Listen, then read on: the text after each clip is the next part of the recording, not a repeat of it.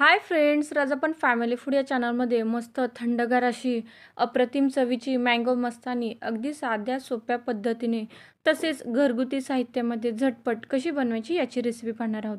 चवीला अप्रतिम अशी असणारी ही रेसिपी सर्वांनाच खूप आवडते आणि ही जर रेसिपी तुम्हाला जाणून घ्यायची असेल तर हा व्हिडिओ शेवटपर्यंत नक्की पहा. आणि हो फ्रेंड्स, माझे तुम्हाला एक निवेदन आहे. जर तुम्हाला फॅमिली फूड या चॅनलवरच्या रेसिपी जर आवडत असतील तर फॅमिली फूड या चॅनलला सबस्क्राईब नक्कीच करा. सध्या आंब्यांचा सीझन चालू आहे, तर ही मँगो मस्तानी एकदा तरी बनवली गेलीच पाहिजे. चला तर मग अगदी झटपट बनणारी मँगो मस्तानी रेसिपीला आपण इथे सुरुवात करूयात. साहित्यामध्ये इथे मी 1.5 वाटी दूध घेतलेलं आहे. गरम करून थंड असं दूध आहे, तर इथे थंड दुधाचा वापर करायचा आहे. तसेच इथे मी अर्धी वाटी मँगोचे काप घेतलेले आहेत, आंब्यांचे तुकडे. तसेच इथे आईस्क्रीम देखील घेतलेली आहे. तर इथे व्हॅनिला फ्लेवरची आईस्क्रीमचा वापर करा, पण इथे मी मँगो फ्लेवरचीच आईस्क्रीम घेतलेली आहे. तसेच इथे पिस्ता आणि बदामाचे काप घेतलेले आहेत आणि इथे 1.5 चमचा साखर घेतलेली आहे. साखरेचं प्रमाण हे आंबा कितपत गोड आहे त्यानुसार कमी जास्त होऊ शकतं. तर इथं ज्युसर घेतलेलं आहे, ज्युसरचं भांडं. त्याच्यामध्ये इथे मी जे अर्धी वाटी आपण आंब्याचे काप घेतले होते ते इथे घालून घेणार आहोत. नंतर इथे आपण साखर घालणार आहोत, तर इथे मी 1 चमचा साखर घालणार आहे.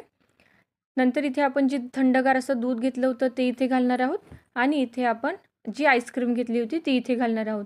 तर इथे मी 2 मोठे चमचे आईस्क्रीम घालून घेणार आहे आणि हे मिक्सरला आपल्याला इथे फिरवून घ्यायचं आहे. तर हे बघा, अशा पद्धतीने मी हे मिक्सरला फिरवून घेतलेलं आहे. तर इथे आपला मँगो जो शेक आहे तो रेडी झालेला आहे.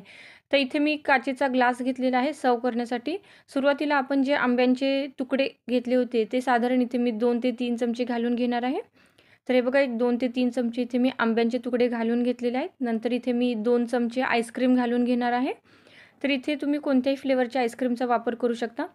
नंतर आईस्क्रीम घातल्यानंतर आपण इथे जे ड्रायफ्रूटचे काप घेतले होते ते इथे घालून घेणार आहे. तर इथे मी बदाम आणि पिस्ता हे 2 जे ड्रायफ्रुट्स आहेत ते इथे कापून घेतलेले आहेत. हे बघा किती सुंदर असं दिसत आहे.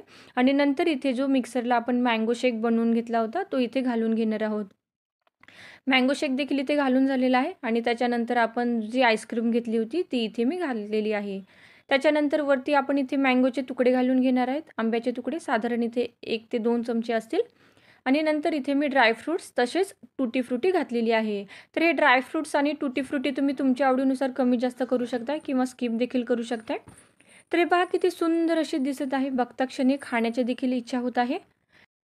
अगदी झटपट साध्या सोप्या पद्धतीने तसेच घरगुती साहित्यामध्ये तयार होणारी अशी ही मँगो मस्तानी आहे आणि लहान मुलांना देखील तसेच मोठ्यांना देखील ही रेसिपी खूप आवडते.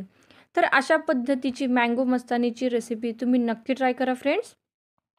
आणि कशी बनली होती ते मला कमेंट बॉक्समध्ये जरूर सांगा.